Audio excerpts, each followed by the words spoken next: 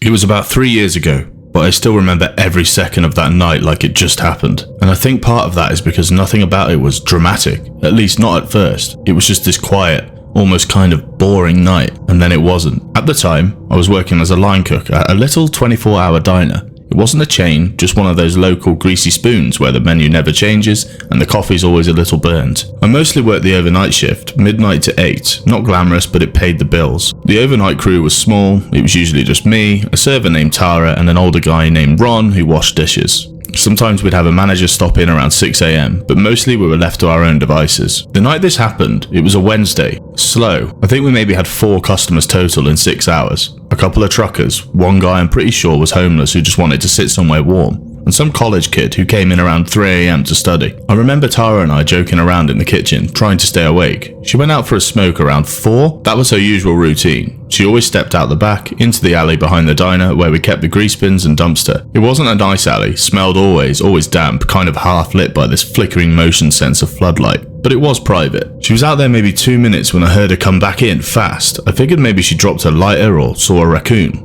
It wouldn't have been the first time. But when I looked over at her, she was white as a sheet. I asked her what was wrong. She didn't answer right away. Just sort of looked at me and said really quietly, "There's a guy out there. I think he's dead." I didn't believe her at first, not because I thought she was lying, but because when someone says something like that, your brain immediately tries to come up with some other explanations. I thought maybe he was passed out, drunk, homeless. We'd had people sleeping out back there before. It was relatively sheltered from the wind, and if you tucked yourself behind the dumpster, no one would really notice. But I could tell by the way she looked that this wasn't that. I followed her out. It was cold, the kind of cold that gets into your ears and under your nails, and the alley was completely quiet. No rustling, no traffic, just that stupid flickering light above the back door. The guy was lying behind the grease bin, half propped against the brick wall. Jeans, work boots, and a dark hoodie. I remember thinking his position looked unnatural. Not stiff like in the movies, just wrong. Like his body had been dropped there. I called out to him. Nothing. Tara stood back. I got a little closer. I didn't want to touch him. I wasn't sure if he was hurt or unconscious or what. But when I got near him, I realized it wasn't the frost on his face. It was this sort of dullness. His lips were blue and his eyes were open. Not wide, just open, staring. Fixed on the corner where the brick met the concrete. I backed up real fast. I didn't need to check for a pulse. I knew.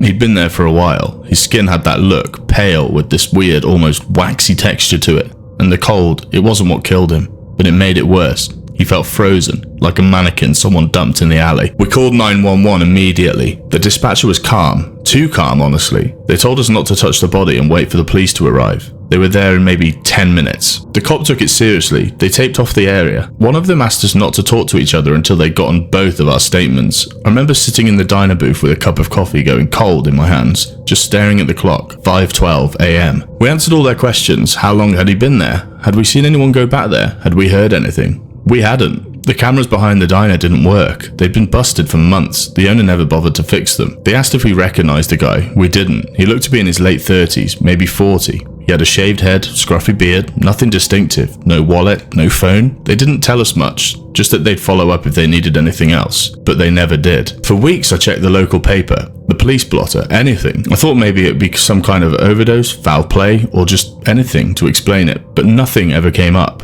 No story, no name. It's like no one ever claimed him. He was just gone. And I think that's what bothers me the most. Not that he died. People die. People OD. People freeze. But someone found him. We found him. And then it was like the world just kept moving. Like he was never there. The alley got power washed a couple days later. New grease bin, new light. Tara quit the week after. Said she couldn't do overnights anymore. I stuck around another couple months before I found a job somewhere else as well. But every once in a while I still drive past that diner. It's still open. Different staff now, new sign, same alley. And every time I go by, I wonder how long he was out there. How many people walked by and didn't see him, or saw him and didn't stop. I don't tell this story much. It's not sensational. There's no twist, no ending really. Just a quiet alley behind a diner, and a guy who didn't make it out.